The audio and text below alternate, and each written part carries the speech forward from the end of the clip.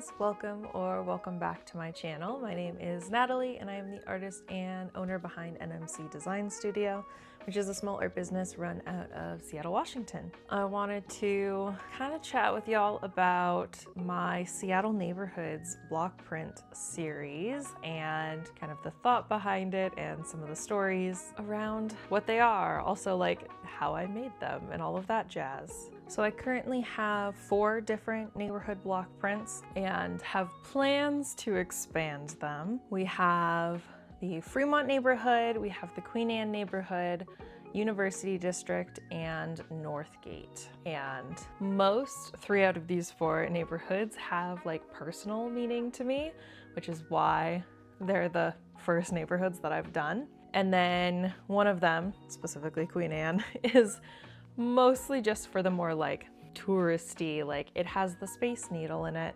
So that's the reason that one is also thrown in there. The very first block print I did in this series is Fremont. It was actually done for the Fremont Solstice Parade Festival thing.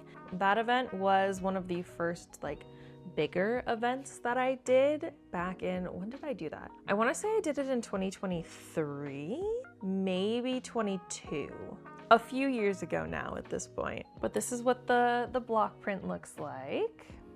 And it has a couple different things. So the viewpoint is kind of like in between the 2 bridges that you see on like the river, right? I guess between Fremont and what is that? The west side of the lake and Queen Anne. But so you can see the like taller bridge. I don't remember any of the bridge names right now, but the taller bridge is over here and the drawbridge is down here. I think this one might be called the Fremont Bridge. And then we have these little like circly bits that are kind of calling out more, I don't know, popular or like iconic things in the neighborhood. So we have the Center of the Universe, like signpost art installation thing. We have the troll, and this is Gasworks Park, which I was kind of struggling to figure out if that was actually technically like in Fremont, but I felt like it kind of was. It's like on the border of Fremont and Wallingford. So I just included it here. You can argue if it's in Fremont or not. But you can kind of see like the downtowny area of Fremont. I don't really know what to call it, but I feel like most neighborhoods have like the kind of like downtowny area that a small town would have, and then a lot of the other areas is more residential or just like, yeah, a little bit less business retail-y stuff. But I also thought it would be fun for y'all to see the block that it was printed on. So I sketched this out on paper first and then transferred it to this block, and then spent a long time carving this block out. One thing to note is because it's a block print, it is mirrored because it goes like this. The text down at the bottom is going to be mirrored so that it prints correctly. It's a fun time when you accidentally carve text the right way around and then it prints mirrored. Definitely not something I've done before. It's something I've done before. But like I was saying, I did this print originally as event exclusive, so it was supposed to only be at the Fremont Solstice Market, and then I didn't sell that many there. And I was like, okay, well, how do I go about this? So I had it listed on my Ko-fi shop for only like Ko-fi subscribers for a hot second and still wasn't really selling. So finally I was like, okay, I guess I will start bringing it to other markets and list it on my website proper. And when I first did this print, I had no plans to do other neighborhoods at all.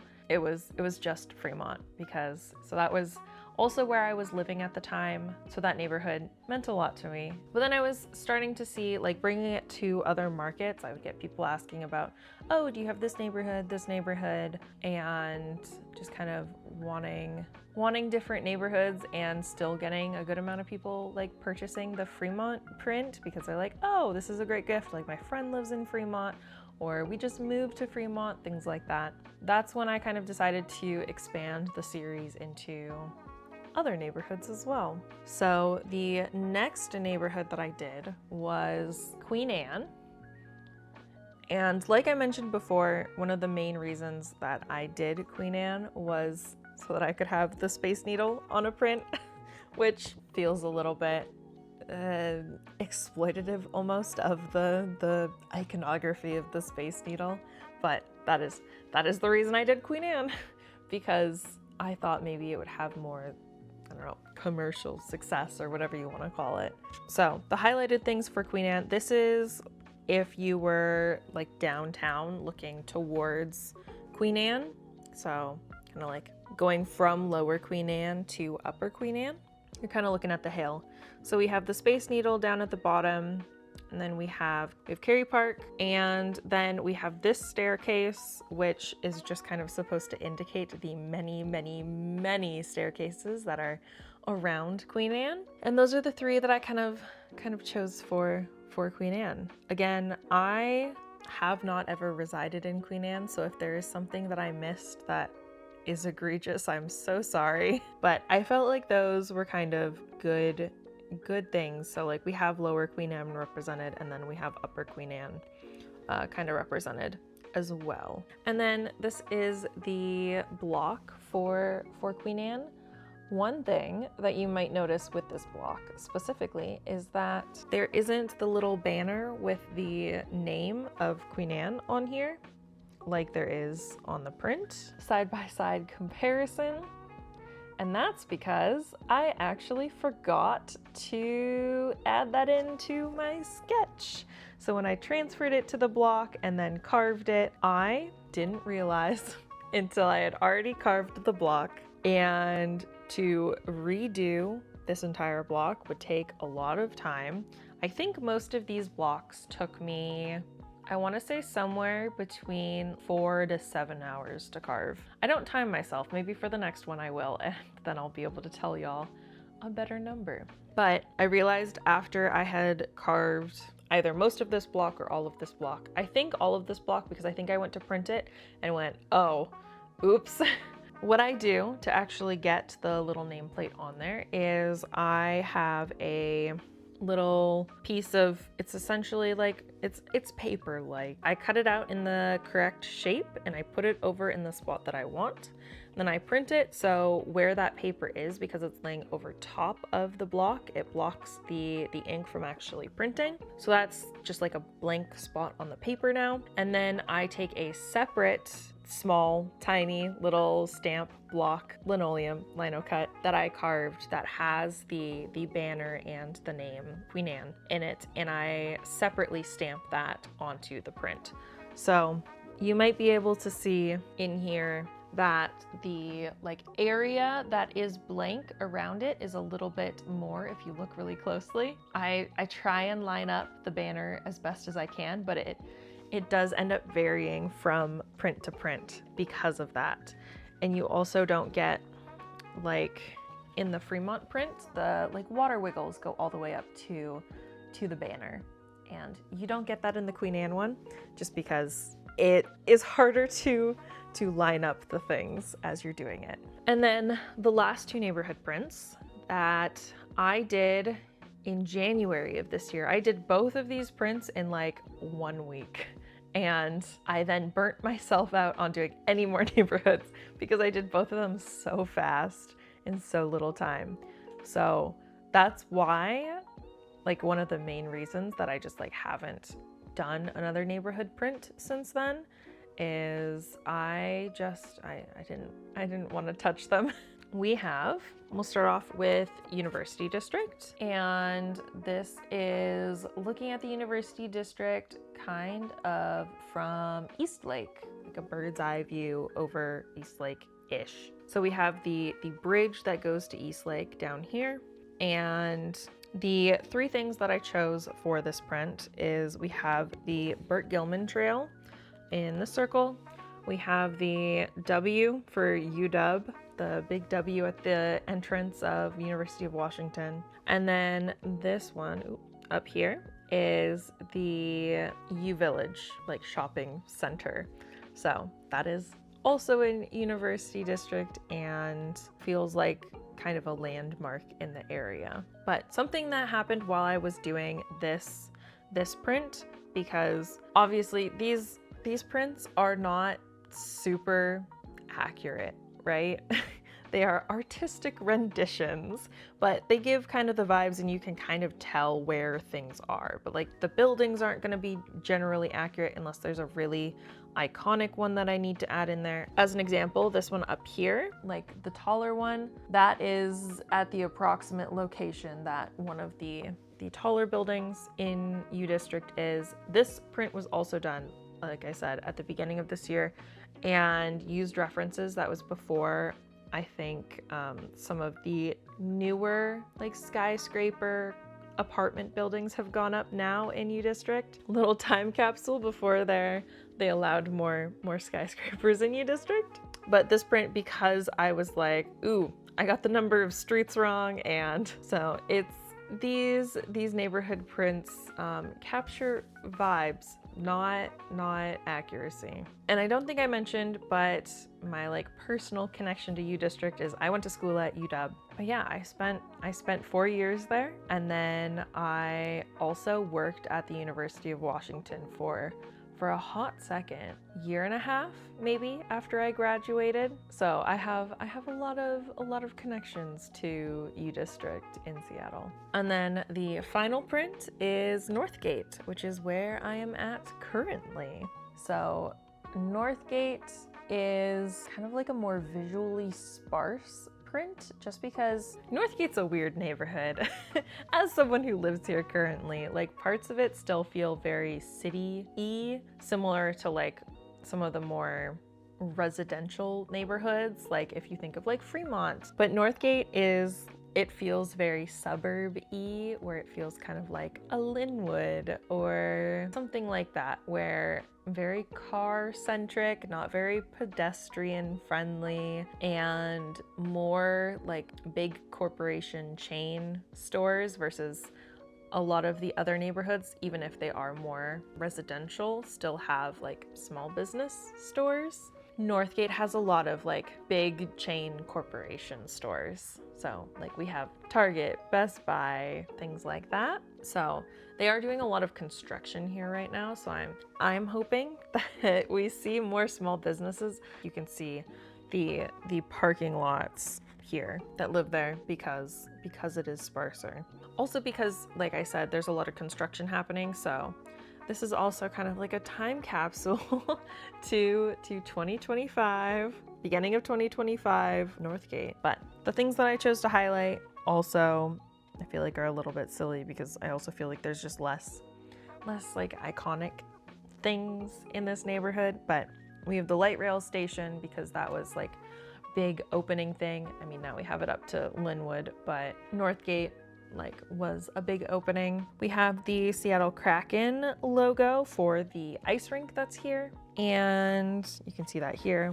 This is the ice rink. Like I mentioned before, like I'll do iconic buildings or like unique buildings that are there. So for the ice rink specifically, it has like vertical wood paneling along it.